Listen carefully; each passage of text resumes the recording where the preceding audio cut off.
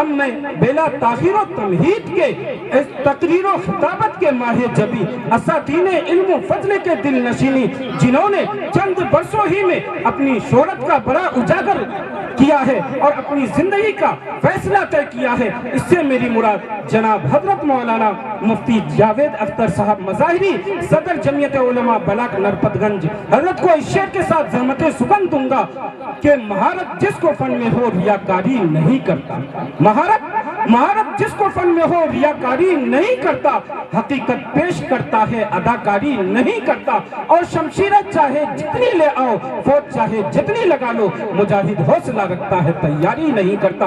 اور سامعین حضرات سے یہ عرض کرنا چاہتا ہوں کہ جوانی حسن و عشق پرجوش تقریریں، قلم کے معجزے فکر و نظر کی شوق تصویریں، یہ وہ بازار ہے انوار فرشتے جس میں بک جائے، یہاں ہر چیز بکتی ہے بتاؤ کیا خریدو۔ ابھی آپ حضرات کو سلام کیا وعلیکم السلام ورحمۃ اللہ وبرکاتہ۔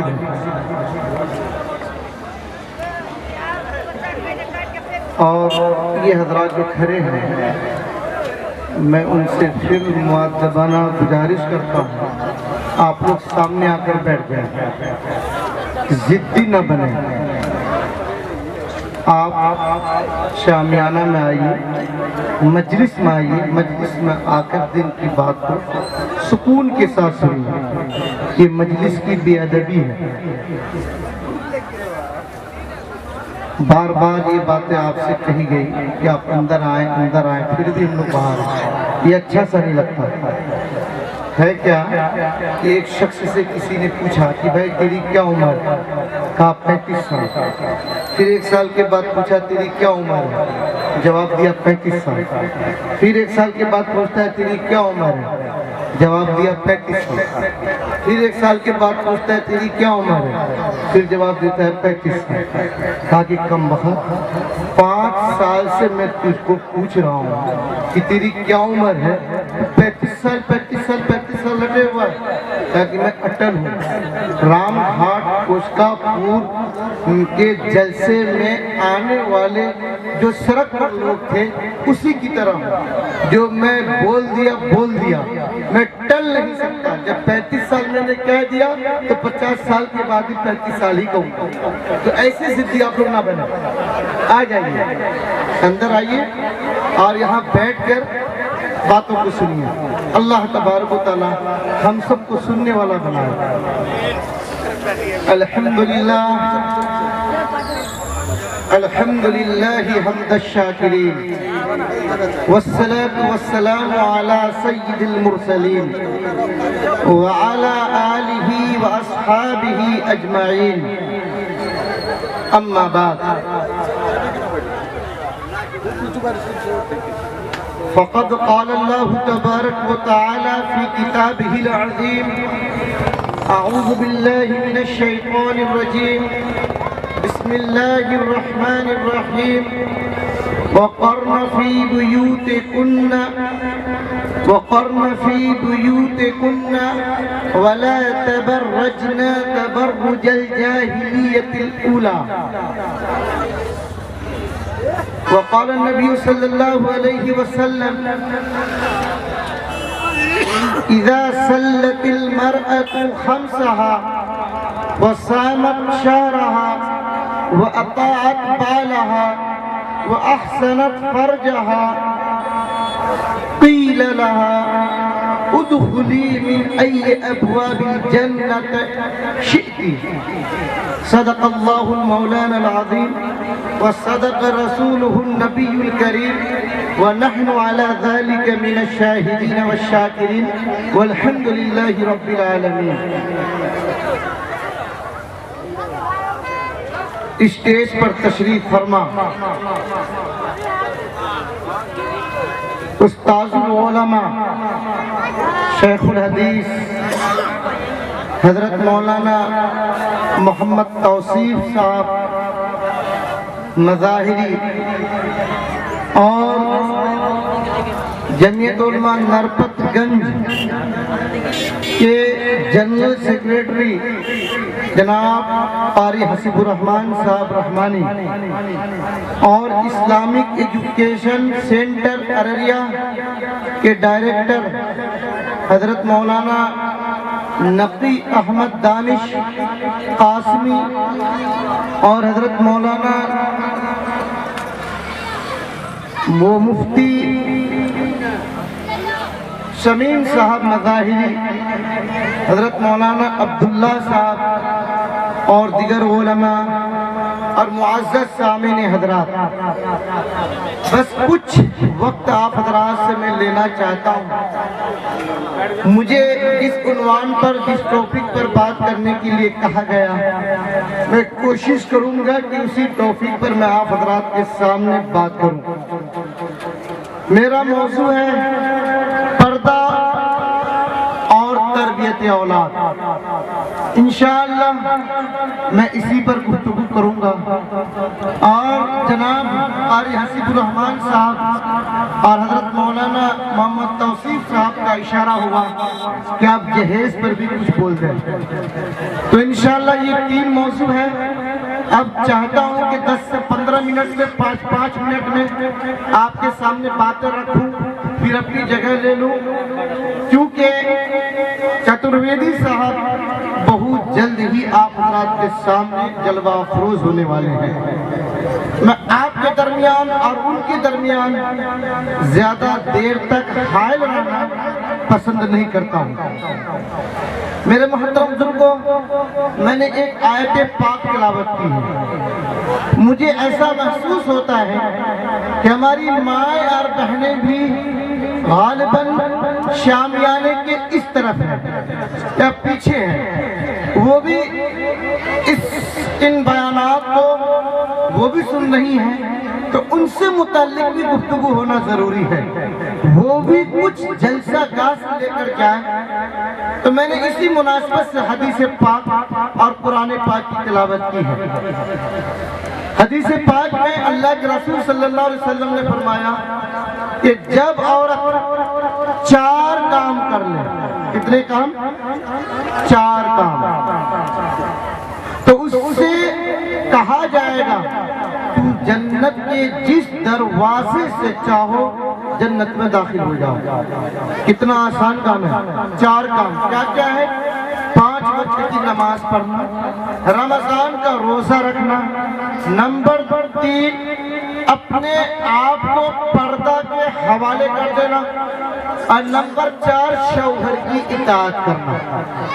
الحمدللہ ہماری عورتیں رمضان المبارک کا روزہ ہی نہیں بلکہ رمضان المبارک کے بعد شوال کے 6 روزے، عرفہ کے روزے، محرم الحرام کے 9ویں اور 10ویں تاریخ کے روزے، اسی طرح آج 27ویں رجب کی رات ہے، ہماری عورتیں سحری بنا لیا ہوگا، بنا چکی ہوگی اس غرض سے کہ کل 27 رجب کا دن ہے، میں روزہ رکھوں گی۔ 27 رجب کا بھی وہ روزہ رکھتی ہیں، گرچہ از روئے شریعت اس روزے کی کوئی فضیلت نہیں ہے، اس روزے کی کوئی فضیلت نہیں ہے، بلکہ اشہر حرم ہونے کے اعتبار سے رجب المرجب میں روزہ رکھنا بہتر اور مستحب ہے۔ تو پورے رجب میں پورے رجب کا روزہ رکھ لیں، یا 1-2 دن کا روزہ رکھ لیں، یا ایام 20 کا روزہ رکھ لیں، یہ بہتر ہے۔ لیکن لازم فکر لینا کہ 27ویں رجب کو روزہ رکھنا ہے، اس کو لازم پکڑ لینا، یہ بدعت ہے۔ اس سے احتراز اور اس سے بچنا بھی ضروری ہے۔ تو بہرحال عورتیں تو ہماری بہت اچھا روزہ کر لیتی ہیں، لیکن مجھے گفتگو کرنا ہے باقی 2 چیزوں پر۔ ایک یہ کہ عورتیں پردہ میں کیسے آئیں گی، اور ایک یہ کہ شوہر کی اطاعت۔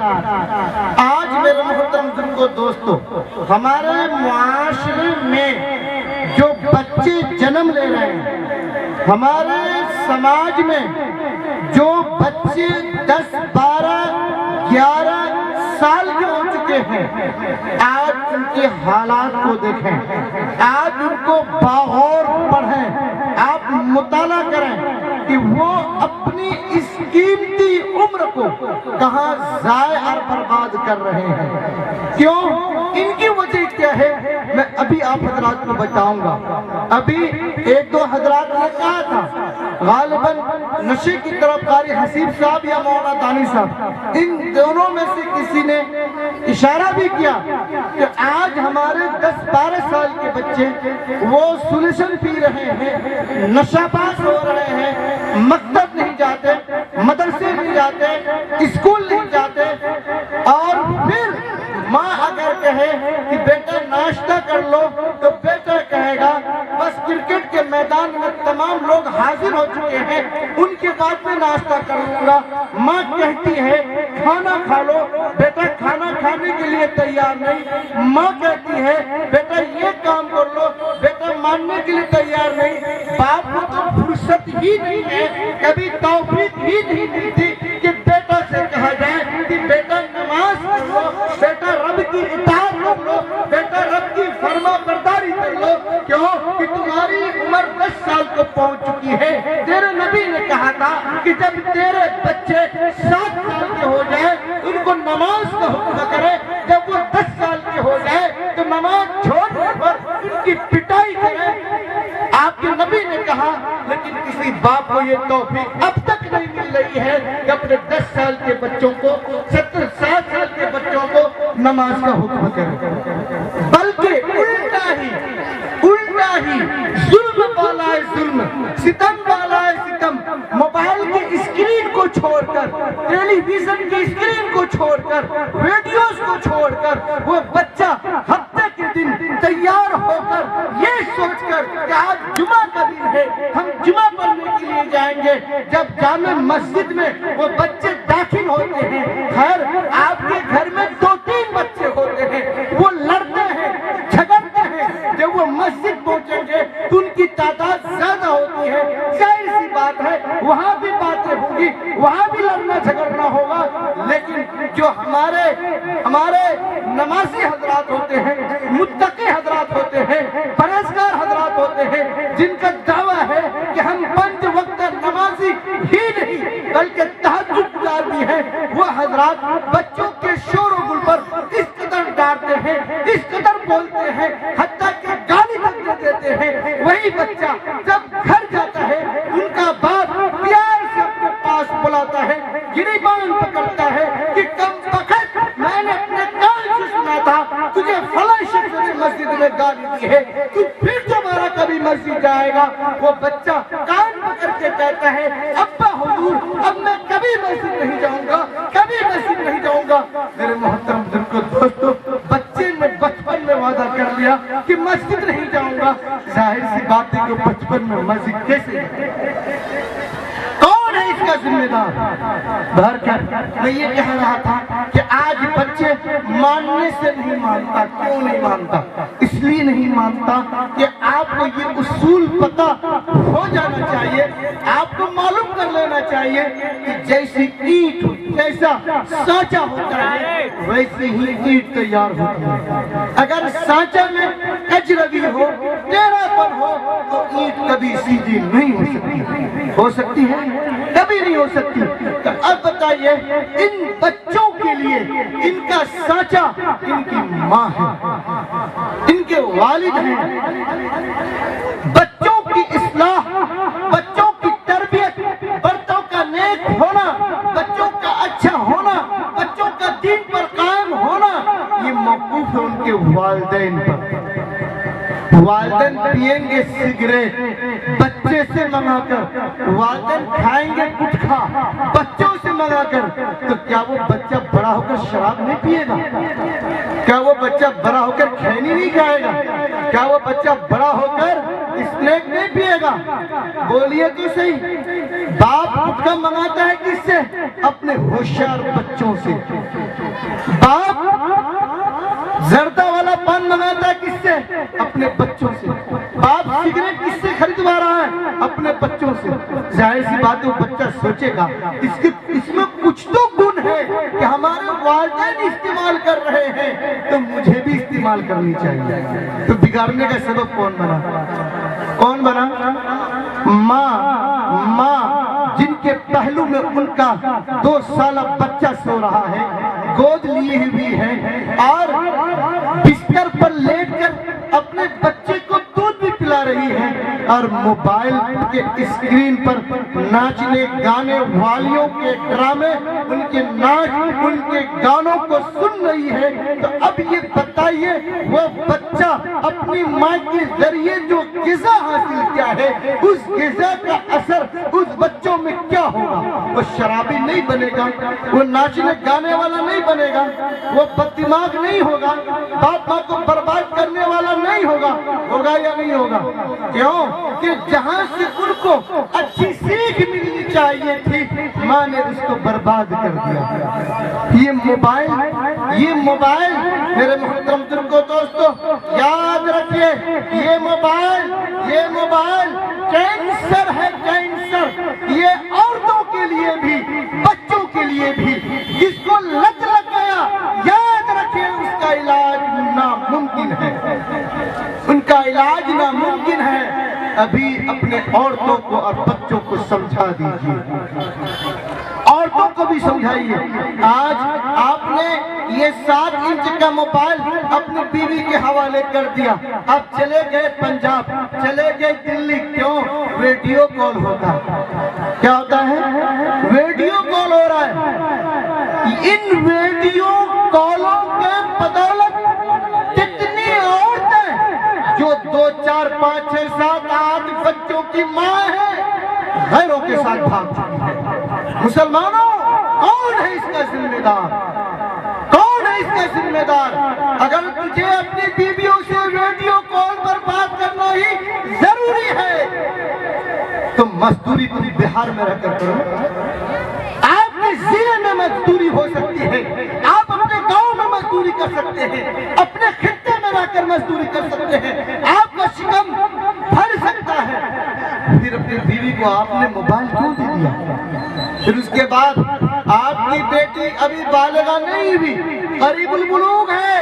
मेरे मोहतरम बुजुर्गों, दोस्तों, जिस मोबाइल के स्क्रीन को आपने अपनी जवान होने वाली बेटियों को दिखाया था, बीवी को दिखाया था, वो बच्ची आपसे फरमाइश करती है कि अब्बू जान, आने वाले ईद उल फित्र के त्योहार पर मेरा जो कपड़ा लाइएगा, देखिए वो किस तरह नाच रही है, उसी नाचने वाली की कपड़े की तरह मेरा कपड़ा आना चाहिए।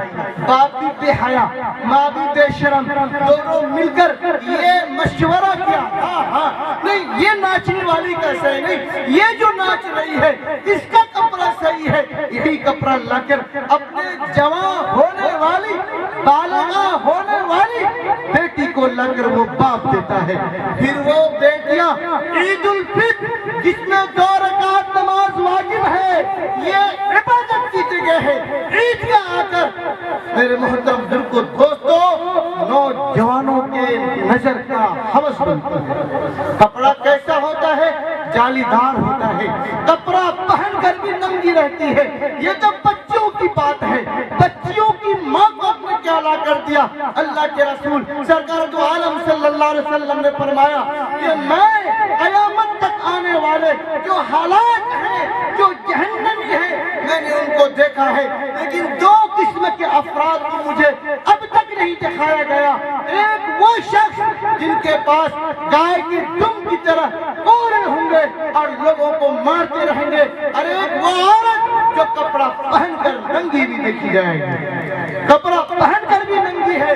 मेरे मोहतरम बुजुर्गों, दोस्तों, आज हम अपनी बीवी के लिए कैसे कपड़ों का इंतखाब करते हैं, वो कपड़ा जिससे उनके जिस्म का उभार नजर आ जाए, इतना बारीक कपड़ा कि उनका जिस्म दिखाई दे।